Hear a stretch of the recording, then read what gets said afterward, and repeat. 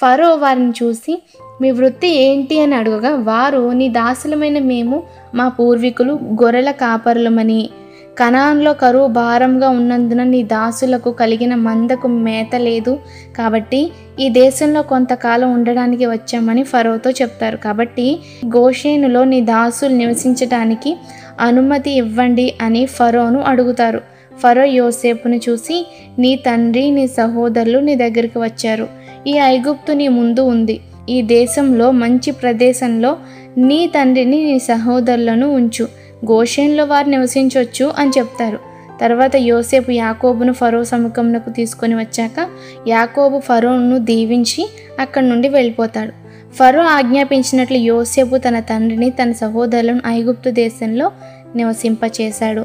ఆ దేశంలో రామసేనను మంచి ప్రదేశంలో వారికి స్వాస్థ్యాన్ని కూడా ఇచ్చాడు. దేశంలో కరువు చాలా భారమైనందున ఐగుప్తు దేశం క్షీణించిపోయింది. వచ్చిన వారికి ధాన్యం అమ్మడం వలన కనాను దేశంలోనూ ఐగుప్తు దేశంలోనూ ఉన్న ద్రవ్యం అంతా కూడా యోసేపు సమకూర్చి ఫరో నగరానికి తెప్పించాడు.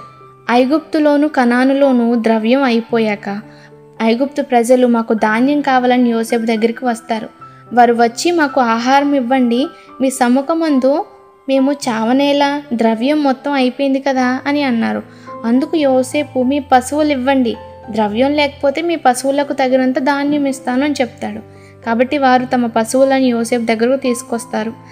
యోసేపు వారి గుర్రాలను, గొర్రెల మందను, పశువులను తీసుకొని వారికి ఆహారం ఇచ్చాడు. ఆ సంవత్సరం యోసేపు ప్రజల పశువులకు ప్రతిగా ధాన్యం ఇచ్చి వారిని సంరక్షించాడు. ఆ సంవత్సరం అయిపోయిన తర్వాత రెండవ సంవత్సరం వారు అతని దగ్గరికి మరలా వచ్చి, ద్రవ్యం అయిపోయింది, పశువులు మీ వశంలో ఉన్నాయి, ఇప్పుడు మా దేహాలు మా పొలాలు తప్ప ఏమీ లేవని చెప్తారు. మా పొలాలతో సహా మా ఏలిన వారికి దాసులం అవుతాము అని యోసేపు చెప్పి, మేము చావనేలా, మా పొలములు కొనుము, మేము చావక బ్రతుకున్నట్లు పొలములు పాడైపోకుండా మాకు విత్తనములు ఇమ్మని అడుగుతారు. ఆ విధంగా యోసేపు ఫరోకు భూములు కొంటాడు.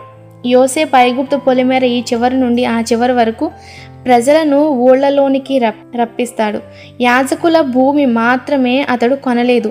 యాజకులకు ఫరో భత్యం నియమించాడు. ఫరో ఇచ్చిన భత్యం వలన వారికి భోజనం జరుగుతుంది గనుక వారు తమ పొలాలు అమ్మలేదు. యోసేపు ప్రజలను చూసి, మీరును మీ పొలాలను ఫరోకు సొంతమయ్యాయి. ఇదిగో విత్తనాలు, తీసుకెళ్ళి మీ పొలంలో విత్తండి. పంటలో 5వ భాగం ఫరోకు చెందుతుంది, 4వ భాగం మీకు మీ కుటుంబాలకు చెందుతుంది అని చెప్తాడు. ఆ మాట విన్న ప్రజలు, నీవు మమ్మల్ని బ్రతికించావు, ఫరోకు దాసులమవుతాం అని చెప్పి అంటారు. ఇశ్రాయేలీయులు ఐగుప్తు దేశమందలి గోషేను ప్రదేశంలో నివసించి చాలా ఆస్తి సంపాదించి సంతానాభివృద్ధి పొంది విస్తరించారు. యాకోబు యోసేపును పిలిపించి, నా ఎడల నీకు కటాక్షం ఉన్న ఎడల నీ చెయ్యి నా తొడ క్రింద ఉంచి నా ఎడల దయను నమ్మకంను కనపరచుము. ఎట్లనగా, నన్ను ఐగుప్తులో పాతిపెట్టొద్దు, నా పితరులతో కూడా నేను పండుకొనున్నట్లు ఐగుప్తులో నుండి నన్ను తీసుకెళ్ళి వారి సమాధుల్లో నన్ను పాతిపెట్టుమని అతనికి చెప్తాడు. యాకోబు అతనితో ప్రమాణం చేయించెను. అప్పుడు ఇశ్రాయేలు తన మంచపు తలాపి మీద వంగి దేవునికి నమస్కారం చేస్తాడు. ఈ సంగతులైన తర్వాత యాకోబు ఆరోగ్యం బాగోలేదని యోసేపుకు తెలిసినప్పుడు తన 2 కుమారులను తీసుకొని యాకోబు దగ్గరికి వెళ్తాడు. యోసేపు వచ్చాడని యాకోబునకు తెలిసినప్పుడు అతడు బలం తెచ్చుకొని పైకి లెగుస్తాడు, కూర్చుంటాడు. యోసేపును చూసి, ఇదిగో నేను కనాన్లో ఉన్నప్పుడు లూజు అనగా బేతేలులో నాకు సర్వశక్తుడగు దేవుడు కనబడి నన్ను ఆశీర్వదించి, ఇదిగో నీకు సంతానవృద్ధి పొందించి నిన్ను విస్తరింపచేసి నీ తరువాత నీ సంతతి వారికి ఈ దేశమును నిత్య స్వాస్థ్యంగా నీకు ఇస్తాను అని దేవుడు నాతో చెప్పాడని యాకోబు చెప్తారు. తరువాత యాకోబు యోసేపు కుమారులను చూసి, వీరు ఎవరని అడుగుతారు. యోసేపు, వీరు నా కుమారులు, ఈ దేశమందు నాకు దేవుడు అనుగ్రహించాడని చెప్తాడు. అందుకు ఇశ్రాయేలు, వారిని దీవిస్తాను, ఇలా తీసుకురా అని చెప్తారు. ఇశ్రాయేలు కన్నులు వృద్ధాప్యం వలన మందదృష్టి గలవాడే ఉన్నాడు కనుక అతడు వారిని చూడలేకపోయాడు. యోసేపు వారిని తన తండ్రి దగ్గరికి తీసుకొని వచ్చినప్పుడు ఇశ్రాయేలు వారిని పట్టుకొని ముద్దు పెట్టుకొని కౌగిలించుకున్నాడు. ఇశ్రాయేలు యోసేపును చూసి, నిన్ను చూస్తానని అనుకోలేదు, కానీ నీ సంతానాన్ని దేవుడు నాకు చూపించాడు అన్నప్పుడు యోసేపు యాకోబు కాళ్ళ మధ్య నుండి తన కుమారులను పక్కకి తీసి తన తండ్రికి సాష్టాంగ నమస్కారం చేస్తాడు. తరువాత ఇశ్రాయేలు తన కుడి చేతిని ఎఫ్రాయిం మీదను ఎడమ చేతిని మనష్షే మీదను పెట్టి వారిని ఆశీర్వదిస్తారు. యోసేపును దీవిస్తారు.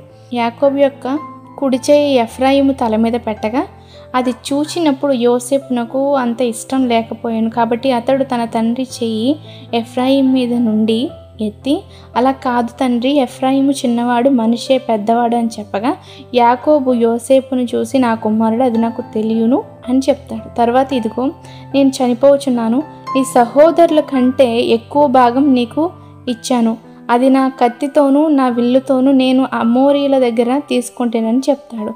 యోసేపు వారి అన్నలు యాకోబు ముందు నిలబడగా అతడు యోసేపును చూసి,